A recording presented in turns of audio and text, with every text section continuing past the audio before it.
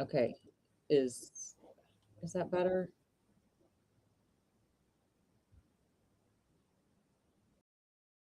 Um, oh no.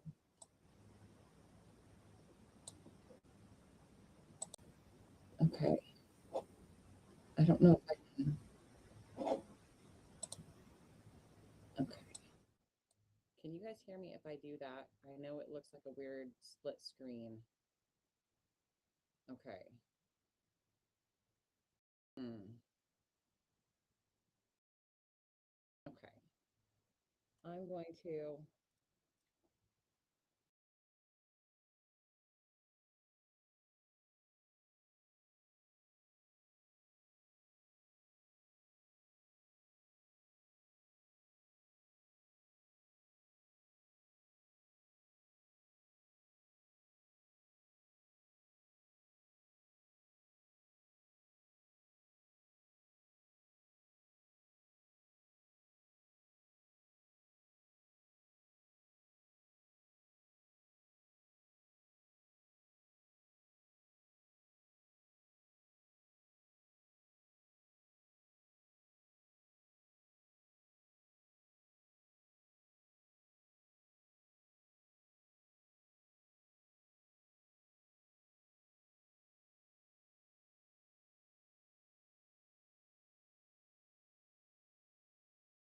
Okay. Better? It's just a weird echo that I think only I can hear. I'm really sorry, guys. I don't know what is happening in my life. Yes? Yes.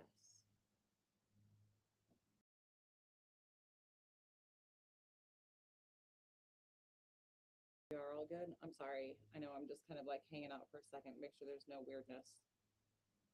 Yes, but quiet.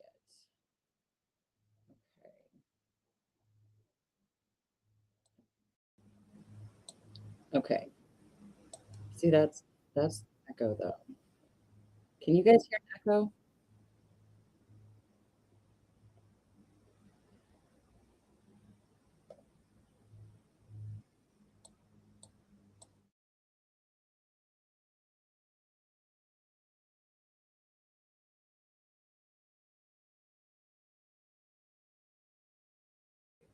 This again. Okay. Is that better for everybody? No echo and everybody can hear. Test, test. I'm sorry. This is why we should do a sound check.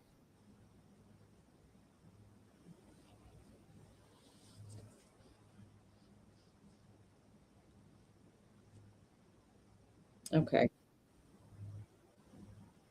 That's better. Okay. Perfect. Okay.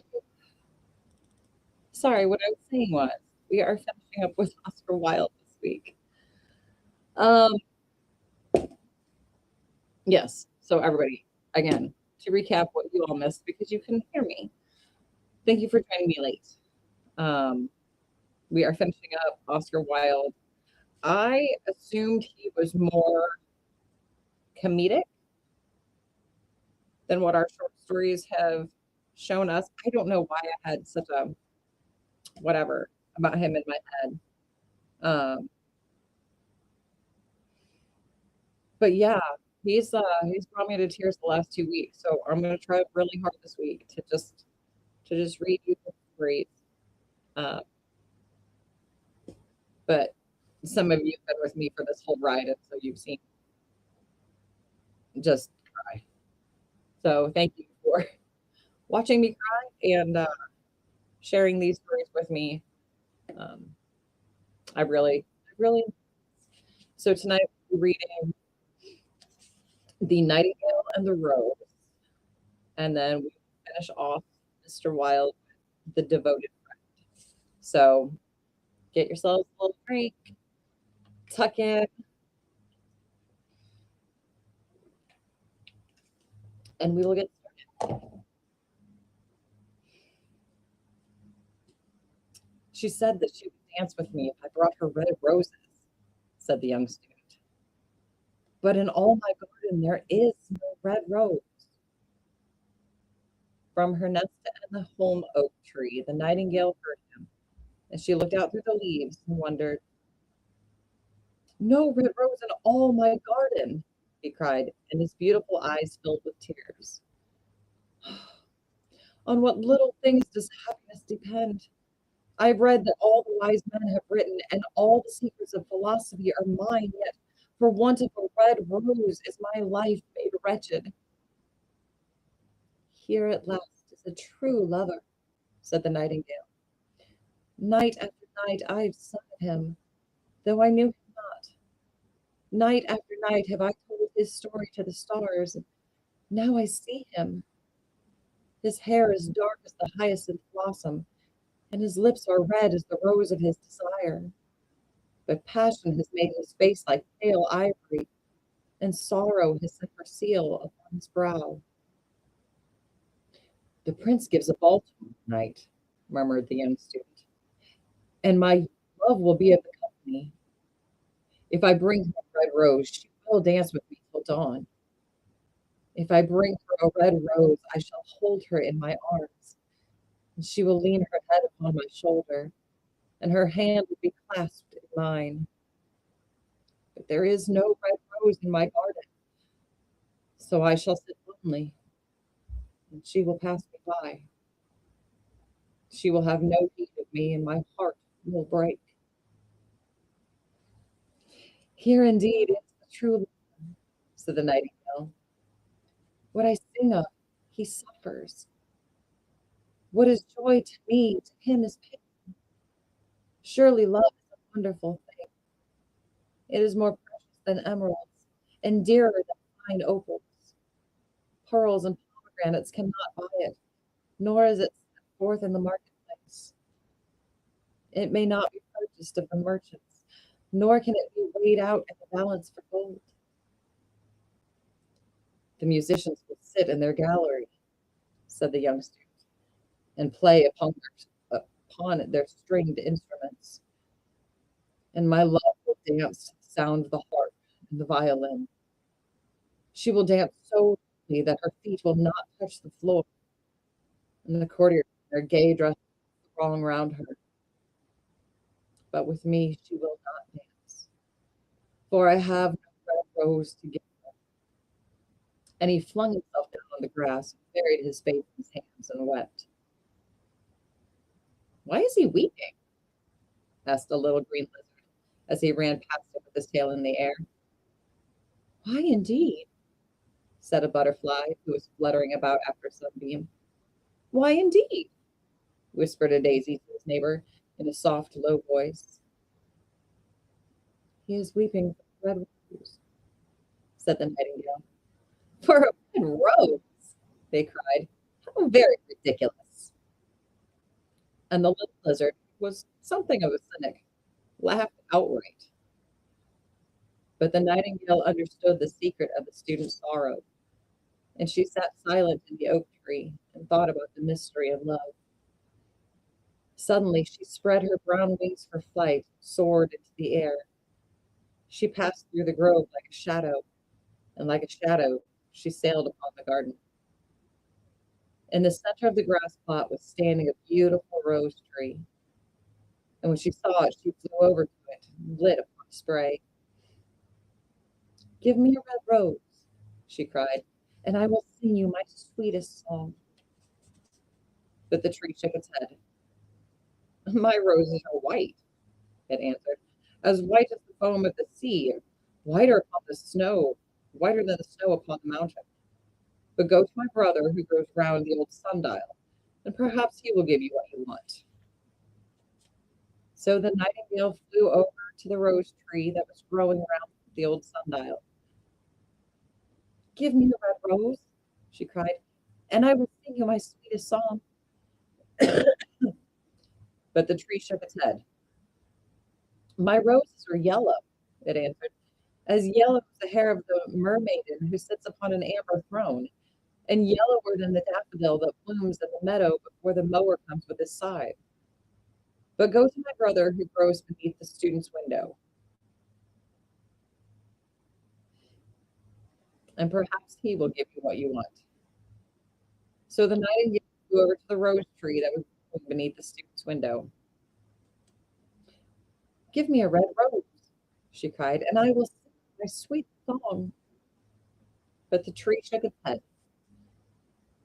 "My roses are red," it answered, "as red as the feet of the dove, and redder than the great foams of foam that wave and wave in the ocean cavern. But the winter has chilled my veins, and the frost has nipped my buds, and the storm broke my branches, and I shall have no roses at all this year." "One red rose is all I want," cried the nightingale. "Only one red rose. Is there no way by which I can get it?" "There is a way," answered the tree, "but it is so terrible that I dare not tell it to you." "Tell it to me," said the nightingale. "I am not afraid." "If you want a red rose," said the tree, "you must build it at music by moonlight, and stain it with your own heart's blood. You must sing to me with your breast against the thorn. All night long you must sing to me, and the thorn must pierce your heart, and your lifeblood must flow into my veins and become mine." "Death is a great price to pay for a red rose," cried the nightingale, "and life is very dear to all. It is pleasant to sit in the green wood, and to watch the sun in his chariot of gold, and the moon in her chariot of pearl. Sweet is the scent of the hawthorn, sweet are the bluebells that hide in the valley, and the heather that blows on the hill. Yet love is better than life. And what is the heart of a bird compared to the heart of a man?" So she spread her broad wings for flight and soared into the air. She swept over the garden like a shadow, and like a shadow she sailed through the grove. Excuse me. The young student was still lying on the grass where she had left him, and the tears were not yet dry in his beautiful eyes. "Be happy," said the nightingale. "Be happy, you shall have your red rose. I will build it at music by moonlight, and stain it with my own heart's blood. All that I ask of you in return is that you will be a true lover, for love is wiser than philosophy. Oh, she is wise, mightier than power. Oh, he is mighty."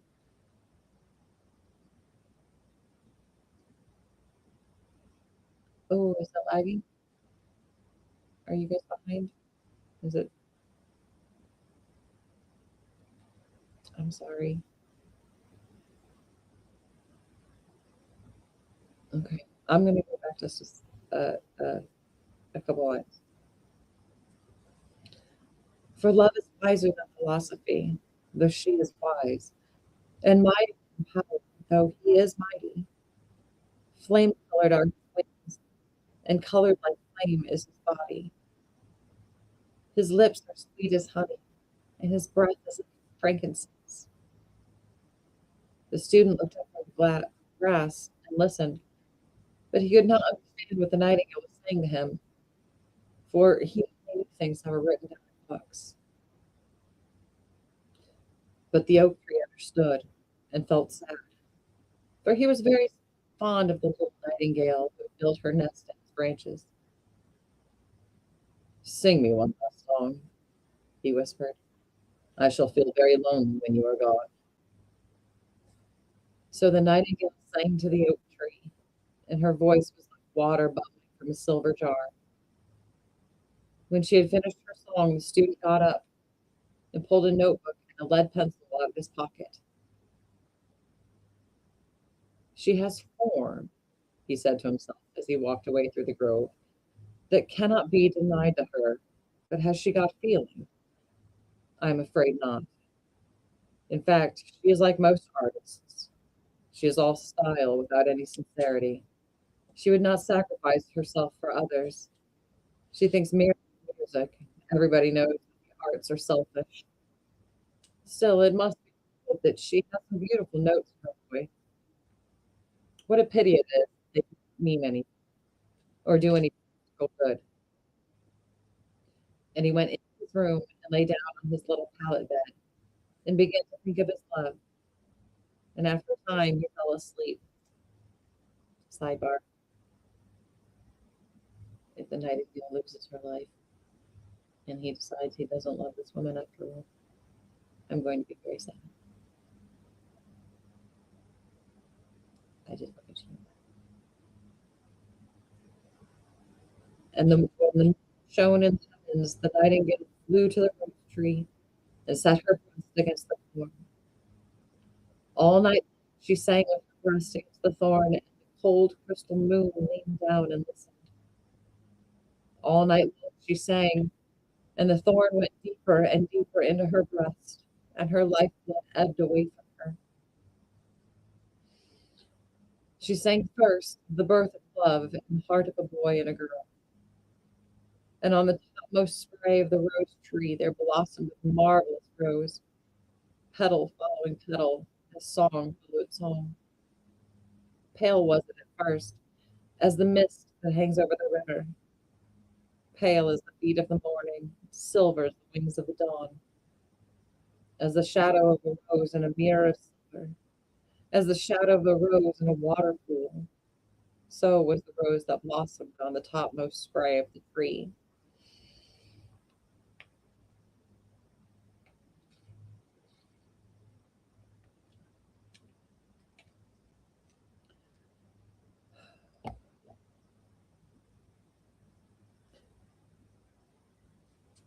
But the tree cried to the nightingale to press closer against the thorn. Press closer, little nightingale, cried the tree, or the day will come before the rose is finished. So the nightingale pressed closer against the thorn, and louder grew her song, for she sang the birth of passion in the soul of a man and a maid. And a delicate flush of pink came into the leaves of the rose, like the flush in the face of the bridegroom when he kisses the lips of the bride. But the thorn had not yet reached her heart, so the rose's heart remained white, for only a nightingale's heart blood can crimson the heart of a rose. And the tree cried to the nightingale to press closer against the thorn. Press closer, little nightingale, cried the tree, or the day will come before the rose is finished. So the nightingale pressed closer against the thorn, and the thorn touched her heart, and a fierce pang of pain shot through her. Bitter, bitter was the pain, and wilder grew her song, for she sang of the love that is perfected by death, of the love that dies not in the tomb. And the marvelous rose became crimson, like the rose of the eastern sky. Crimson was the girdle of petals, and crimson as a ruby was the heart. But the nightingale's voice was fainter, and her little wings began to beat, and a film came over her eyes. Fainter and fainter grew her song, and she felt something choking her in her throat. Then she gave one last burst of music. The white moon heard it, and she forgot the dawn and lingered on in the sky. The red rose heard it, and it trembled all over with ecstasy, and opened its petals to the cold morning air. Echo bore it to a purple cavern in the hills, and woke the sleeping shepherds from their dreams. It floated through the reeds of the river, and they carried the message to the sea. Look, look, cried the tree. The rose is finished now. But the nightingale made no answer, for she was lying dead in the long grass with a thorn in her heart. And at noon, the student opened his window and looked. Why, what a wonderful luck, he cried. Here is a red rose.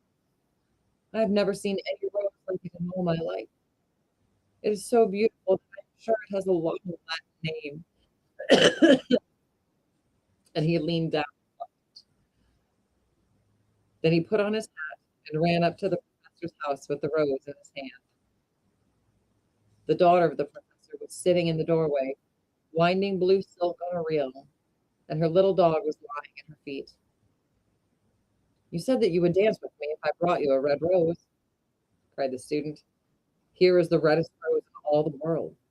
You will wear it tonight next to your heart, and as we dance together, it will tell you how I love you. But the girl frowned. I am afraid it will not go with my dress, she answered. And besides, the Chamberlain's nephew has sent me some real jewels, and everybody knows that jewels cost far more than flowers.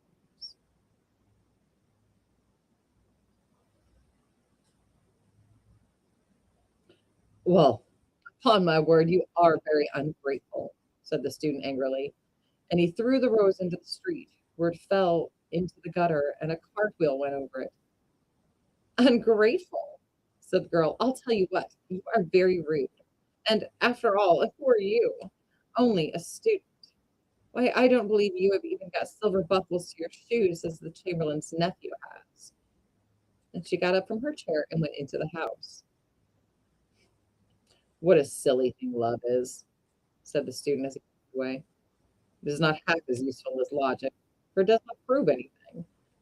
And it is always telling one that are not going to happen, and making one believe things that are not true. In fact, it is quite unpractical. And as in this age, impractical is everything. I shall go back to philosophy and study metaphysics. So he returned to his room, pulled out a great dusty book, and began to read. I knew it was going to be for nothing, but just didn't know it for nothing.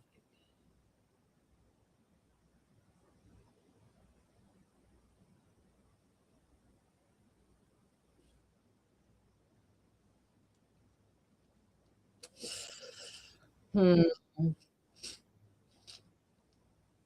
I don't know. I'm a hopeless romantic. It's bad.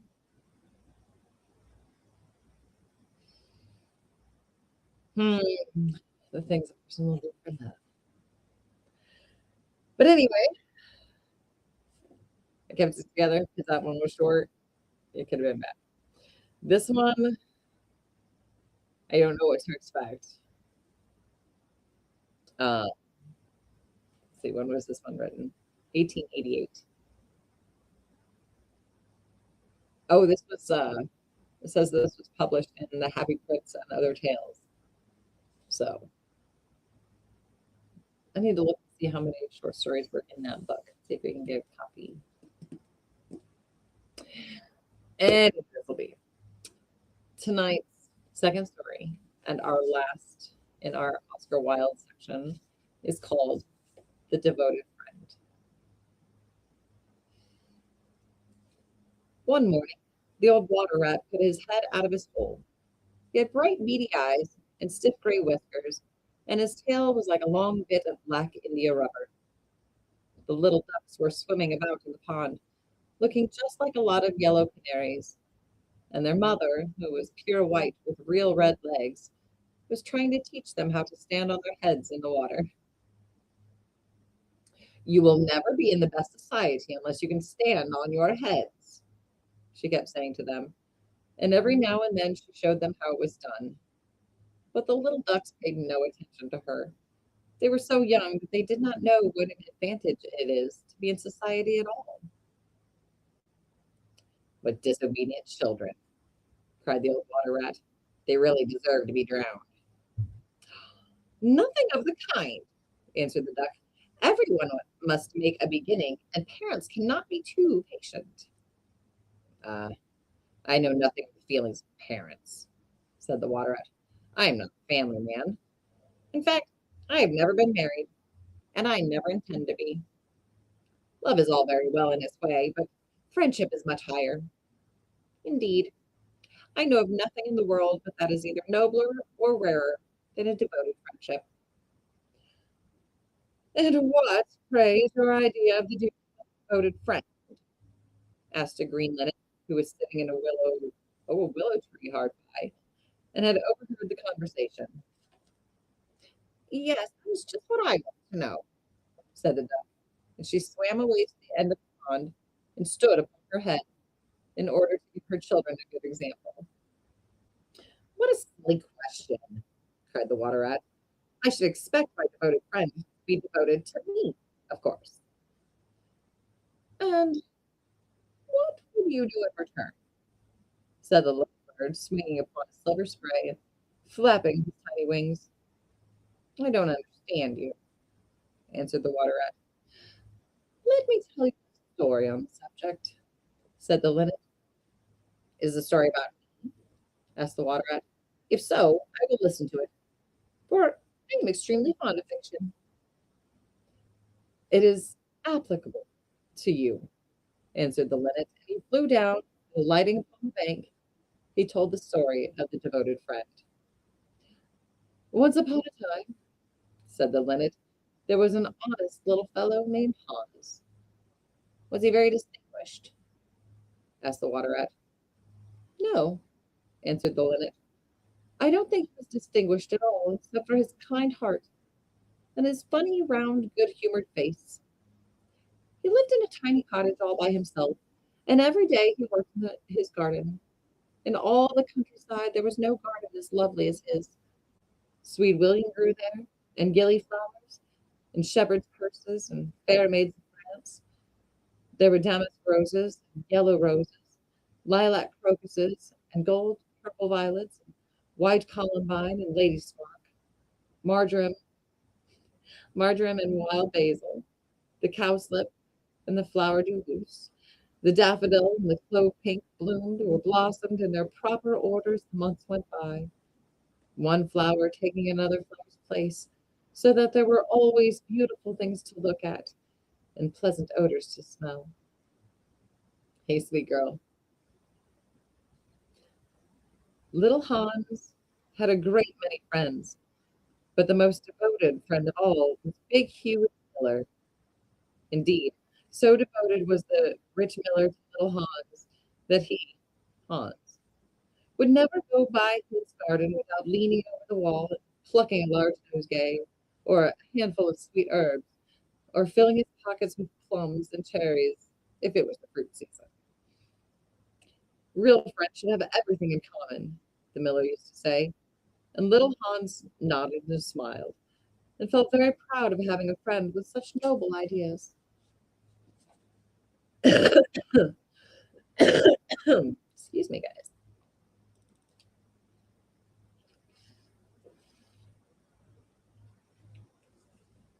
Sometimes, indeed, the neighbors thought it strange that the rich miller never gave little Hans anything in return, though he had 100 sacks of flour stored away in his mill and 6 milch cows and a large flock of woolly sheep.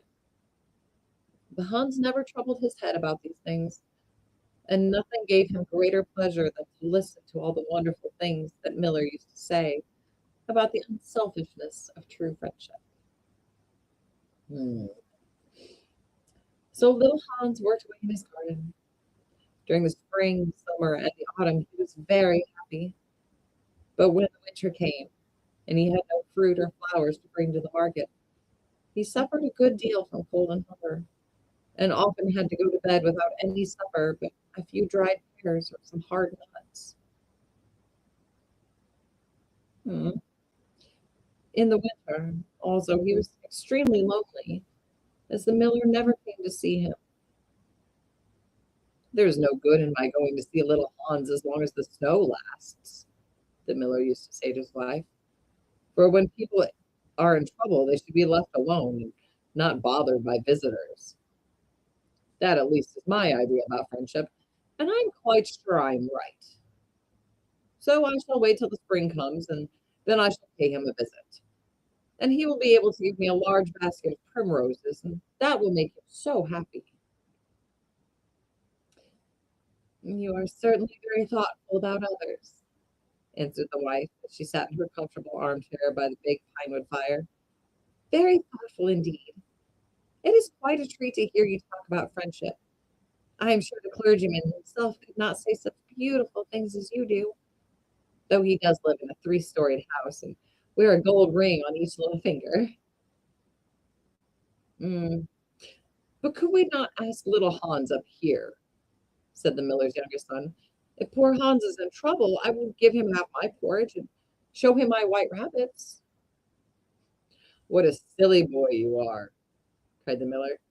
"I really don't know what is the use of sending you to school. You seem not to learn anything. Why, if little Hans came up here and saw our warm fire and our good supper and our great cask of red wine, he might get envious. And envy is a most terrible thing, and would spoil anybody's nature. I certainly will not allow Hans's nature to be spoiled. I am his best friend, and I will always watch over him and see that he is not led into any temptations. Besides, if Hans came here, he might ask me to let him have some flour on credit, and that I could not do. Flour is one thing, friendship is another, and they should not be confused. Why, the words are spelt differently and mean quite different things. Everybody can see that." "How well you talk," said the miller's wife, pouring herself out a large glass of warm ale. "Really, I feel quite drowsy. It's just like being in church." "Lots of people act well," answered the miller, "but very few people talk well, which shows that talking is much the more difficult thing of the two, and much the finer thing also." And he looked sternly across the table at his little son, who felt so ashamed of himself that he hung his head down and grew quite scarlet, began to cry into his tea. However, he was so young that you might excuse him. "Is that the end of the story?" asked the water rat. "Certainly not," said the linnet. "That is the beginning." "There you are, right behind the age," said the water rat. "Every good storyteller nowadays starts with the end, and then goes on to the beginning and concludes with the middle. That is the new method. I heard all about it the other day from a critic who was walking around the pond with a young man. He spoke of the matter at great length, and I am sure he must have been right, for he had blue spectacles and a bald head. And whenever the young man made any remark, he always answered, 'Pooh.' But pray go on with your story. I like the miller immensely. I have all kinds of beautiful sentiments myself, so there was a great sympathy between us." "I'm not sure that's the comparison you think it is." "Well," said the linnet, hopping now on one leg and now on the other, "as soon as the winter was over and the primroses began to open their pale yellow stars, the miller said to his wife that he would go down and see little Hans." "Why, what a good heart you have," cried his wife. "You are always thinking of others. And mind you take the big basket with you for the flowers." So the miller tied the sails of the windmill together with a strong iron chain and went down the hill with the basket on his arms. "Good morning, little Hans," said the miller. "Good morning," said Hans, leaning on his spade and smiling from ear to ear. "And how have you been all the winter?" said the miller. "Well, really," cried Hans, "it is very good of you to ask.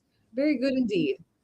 I am afraid I had a rather hard time of it, but now the spring has come and I am quite happy. All my flowers are doing well." "We often talked of you during the winter, Hans," said the miller, "and wondered how you were getting on." "That was very kind of you," said Hans. "I was half afraid you had forgotten me." "Hans, I am surprised at you," said the miller. "Friendship never forgets. That is the wonderful thing about it. But I am afraid you don't understand the poetry of life. How lovely your primroses are looking, by the way." "They are certainly very lovely," said Hans, "and it is a most lucky thing for me that I have so many. I'm going to bring them into the market, sell them to the burgomaster's daughter, and buy back my not wheelchair, wheelbarrow with the money." "Buy back your wheelbarrow? You don't mean to say you've sold it? What a very stupid thing to do." "Well, the fact is," said Hans, "that I was obliged to. You see, the winter was a very bad time for me. I really had no money at all to buy bread with. So I first sold the silver buttons off my Sunday coat, and I sold my silver chain, and I sold my big pipe, and at last I sold my wheelbarrow. But I'm going to buy them all back again now. Hans, said the miller, I will give you my wheelbarrow. It is not in very good repair. Indeed, one side is gone. There's something wrong with the wheel spokes. But in spite of that, I will give it to you. I know it is very generous of me, and a great many people would think me a fool parting with it. But I am not like the rest of the world. I think the generosity is the essence of friendship. And besides, I've got a new wheelbarrow for myself. Yes, you may set your mind at ease. I will give you my wheelbarrow. Well, really, that is generous of you, said little Hans, and his funny round face glowed all over with pleasure. I can easily put it back in repair as I have a plank of wood in the house. A plank of wood? Said the miller. Why, that is just what I want for the roof of my barn. There's a very large hole in it, and the corn will get all damp if I don't stop it up. How lucky you mentioned it. It is quite remarkable how one good action always breeds another. I have given you my wheelbarrow, and now you are going to give me your plank. Of course, the wheelbarrow is worth far more than the plank, but true, a friendship never notices things like that. Pray get it at once, and I will set to work on my barn this very day. "Uh, Certainly, cried little Hans, and he ran into the shed and dragged the plank out. It is not a very big plank, said the miller, looking at it. And I'm afraid that after I've mended my barn roof, there won't be any left for you to mend the wheelbarrow with. But of course, that is not my fault. And now, as I have given you my wheelbarrow, I'm sure you would like to give me some flowers in return. Here's the basket, and mind you fill it quite full. Quite full, said little Hans rather sorrowfully, for it was really a very big basket, and he knew that if he filled it, he would have no flowers left for the market. He was very anxious to get his silver buttons back. Well, really, answered the miller, as I get, as I have, no. Excuse me, as I have given you my wheelbarrow, I don't think that it is much to ask you for a few flowers. I may be wrong, but I should have thought that friendship, true friendship, was quite free from selfishness of any kind. My dear friend, my best friend, cried little Hans, you are welcome to all the flowers in my garden. I would much sooner have your good opinion than my silver buttons any day. And he ran and plucked all his pretty primroses and filled the miller's basket. Goodbye, little Hans, said the miller as he went up the hill with the plank on his shoulder and the big basket in his hand. Goodbye, said little Hans, and he began to dig away quite merrily. He was so pleased about the wheelbarrow. The next day he was nailing up some honeysuckle against the porch when he heard the miller's voice calling to him from the road. So he jumped off the ladder and ran down the garden and looked over the wall. There was the miller with a large sack of flour on his back. Dear little Hans, said the miller, would you mind carrying the sack of flour for me to market? Oh, I am so sorry, said Hans. I am really very busy today. I've got all my creepers to nail and all my flowers to water and all my grass to roll. Well, really, said the miller, I think that considering that I'm going to give you my wheelbarrow, it is rather unfriendly of you to refuse. Don't say that, cried little Hans. I wouldn't be unfriendly for the whole world. And he ran in for his cap and trudged off with the big sack on his shoulders. It was a very hot day, and the road was terribly dusty. And before Hans had reached the 6th milestone, he was so tired that he had to sit down and rest. However, he went on bravely, and at last he reached the market. After he had waited there some time, he sold the sack of flour for a very good price, and then he returned home at once, for he was afraid that if he stopped too late, he might meet some robbers on the way. "It has certainly been a hard day," said little Hans to himself as he was going to bed. "But I am glad that I did not refuse the miller, for he's my best friend. Besides, he is going to give me his wheelbarrow." Early the next morning, the miller came down to get the money for his sack of flour. But little Hans was so tired that he was still in bed. "Upon my word," said the miller, "you are very lazy. Really, considering that I am going to give you my wheelbarrow, I think you might work harder. Idleness is a great sin, and I certainly don't like any of my friends to be idle or sluggish. You must not mind my speaking quite plainly to you. Of course, I should not dream of doing so if I were not your friend. But what is the good of friendship if one cannot say exactly what one means? Anybody can say charming things and try to please and to flatter, but a true friend always says unpleasant things and does not mind giving pain.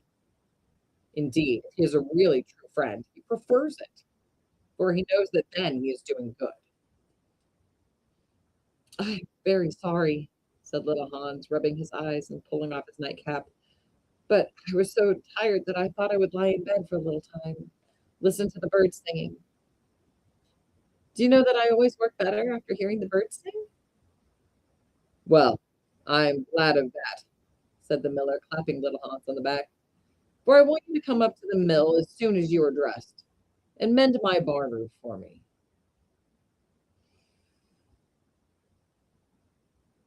Poor little Hans was very anxious to go and work in his garden, for his flowers had not been watered for 2 days, but he did not like to refuse the miller, and he was such a good friend to him.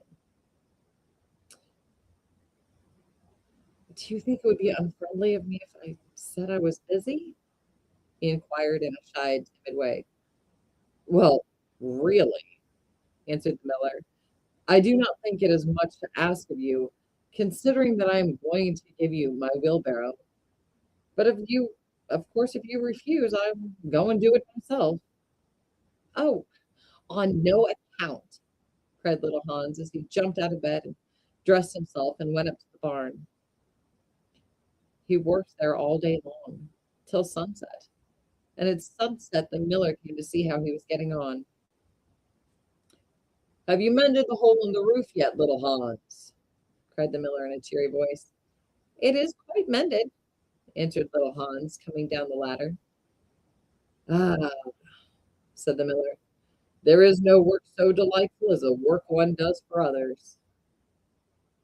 "It is certainly a great privilege to hear you talk," answered little Hans, sitting down and wiping his forehead. "A very great privilege. But I'm afraid I shall never have such beautiful ideas as you have." "Oh, they will come to you," said the miller, "but you must take more pains. At present, you have only the practice of friendship. Some day you will have the theory also." "Do you really think I shall?" asked little Hans. "I have no doubt of it," answered the miller. "But now that you have mended the roof, you had better go home and rest, for I want you to drive my sheep to the mountain tomorrow." Oh,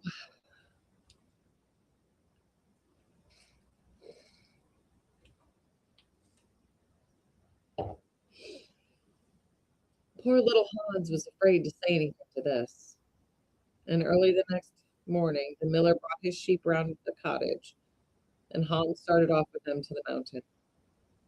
It took him the whole day to get there and back, and when he returned, he was so tired that he went off to sleep in his chair and did not wake up until it was broad daylight. "What a delightful time I shall have in my garden," he said, and he went to work at once. But somehow he was never able to look after his flowers at all, for his friend, the miller, was always coming round and sending him off on long errands, or getting him to help at the mill. Little Hans was very much distressed at times, as he was afraid his flowers would think he had forgotten them. But he consoled himself by the reflection that the miller was his best friend. Besides, he used to say, he's going to give me his wheelbarrow, and that is an act of pure generosity. So little Hans worked away from the miller, and the miller said all kinds of beautiful things about friendship, which Hans took down in a notebook and used to read over at night. He was a very good scholar. Oh, okay. Okay. Okay. Guesses? Guesses. Anybody? Bueller? Okay. We'll just give it away. Now, it happened one night that little Hans was sitting by his fireside when a loud rap came at the door. It was a very wild night, and the wind was blowing and roaring about the house so terribly that at first he thought it was merely the storm. But a second rap came, and then a third, louder than any of the others. It is some poor traveler, said little Hans to himself, and he ran to the door. There stood the miller with a lantern in one hand and a big stick in the other. Dear little Hans, cried the miller, I am in great trouble. My little boy has fallen off a ladder and hurt himself, and I am going for the doctor. But he lives so far away, and it is such a bad night, that it has just occurred to me that it would be much better if you went instead of me. You know that I'm going to give you my wheelbarrow, so it is only fair that you should do something for me in return. Certainly, cried little Hans. I take it quite as a compliment that you came to me, and I will start off at once. But you must lend me your lantern, as the night is so dark that I'm afraid I might fall into the ditch. I'm very sorry, answered the miller, but it is my new lantern, and it would be a great loss to me if anything happened to it. Well, never mind. I will do without it, cried little Hans, and he took down his great fur coat and his warm scarlet cap and tied a muffler around his throat and started off. What a dreadful storm it was. The night was so black that little Hans could hardly see, and the wind was so strong that he could scarcely stand. However, he was very courageous, and after he had been walking about 3 hours, he arrived at the doctor's house and knocked at the door. Who is there? Cried the doctor, putting his head out of his bedroom window.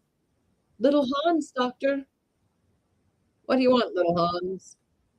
The miller's son has fallen from a ladder, and he has hurt himself, and the miller wants you to come at once.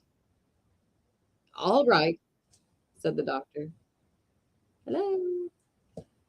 Uh, said the doctor, and he ordered his horse and his big boots and his lantern and came downstairs and rode off in the direction of the miller's house, little Hans trudging behind him.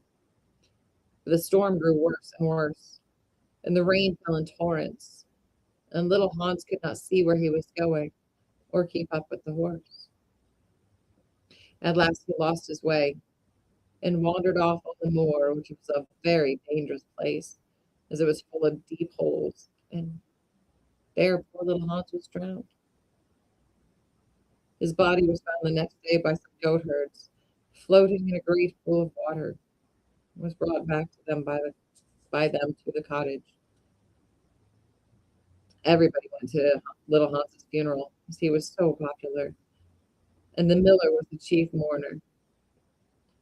As I was his best friend, said the miller, it is only fair that I should have the best place. So he walked at the head of the procession in a long black cloak, and every now and again he wiped his eyes with the big pocket handkerchief. Little Hans is certainly a great loss to everyone, said the blacksmith when the funeral was over. And they were all seated comfortably in the inn, drinking spiced wine and eating sweet cakes. A great loss to me, at any rate, answered the miller. Why, I had as good I had as good as given him my wheelbarrow, and now I really don't know what to do with it. It is very much in the way at home, and it is in such bad repair that I could not get anything for it if I sold it. I will certainly take care not to give away anything again. One always suffers from being generous. Well, said the water rat after a long pause. Well, that is the end. But what became of the miller? Asked the water rat. Oh, I really don't know, answered the linnet, and I'm sure that I don't care. It is quite evident that you have no sympathy in your nature, said the water rat. I'm afraid you don't quite see the moral of the story, remarked the linnet. The what? Screamed the water rat. The moral.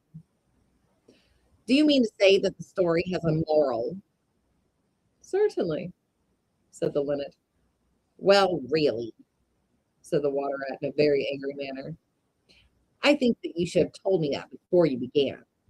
If you had done so, I certainly would not have listened to you. In fact, I should have said pooh like the critic. However, I can say it now.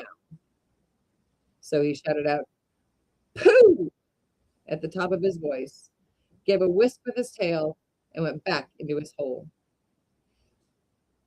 And how do you like the water rat? Asked the duck, who came paddling up some minutes afterwards. He has a great many good points, but for my own part, I have a mother's feelings, and I can never look at a confirmed bachelor without the tears coming into my eyes. I'm rather afraid that I've annoyed him, answered the linnet. The fact is that I told him a story with a moral. Ah, that is always a very dangerous thing to do, said the duck. And I quite agree with her.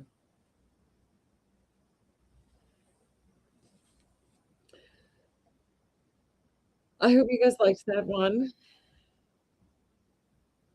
So find your balance between the Miller and Little Hans.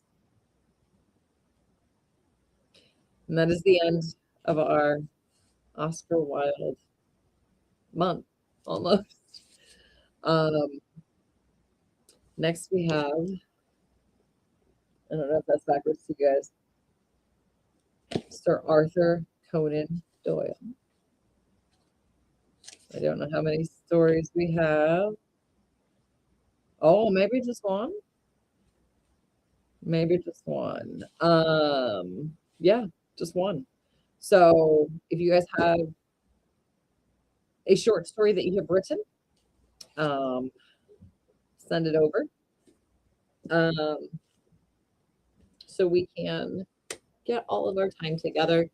Thank you again for your patience at the beginning of this. I'm not sure what happened. Hey, what happened? Um, but it kind of worked out. So I hope you guys enjoyed yourselves tonight. I did. Uh, I'm going to record tomorrow night's KT 3.14 channel Reddit stories. But we will be back together next Wednesday.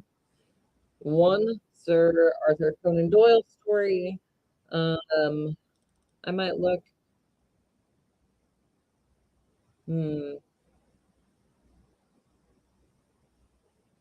I have lots of stuffs. My friends are very, very understanding with the things that I love and very generous. Um, so I have lots of books. So we might mix and match some stuff next week. If you guys want to do, we can throw in another Hawthorne because I feel bad that we just kind of put that book on the shelf. So we can definitely look at that. But I am going to get stuff ready for tomorrow. And yeah. But thank you guys again so much for hanging out with me being my Wednesday evening family. Um, do all of the things if you will, if you have not yet. Like, share, subscribe, share, share, share. That's going to be our word of the day here in the Wolf's Den instead of the Playhouse. So when I say share, you have to go. You don't really have to, but I would appreciate it if you even lied to me in the chats and said that when I said share, you said ah. That is when I say share, you say ah, and that is the word of the day Wednesdays. But yes, please share so we can increase our numbers. Sorry, I'm like leaning on that table. Anyway, anywho, so I will see you guys next Wednesday. Don't see you before. Um, remember to be kind to each other. It doesn't cost anything, and you look really good. So I love you guys. See you later.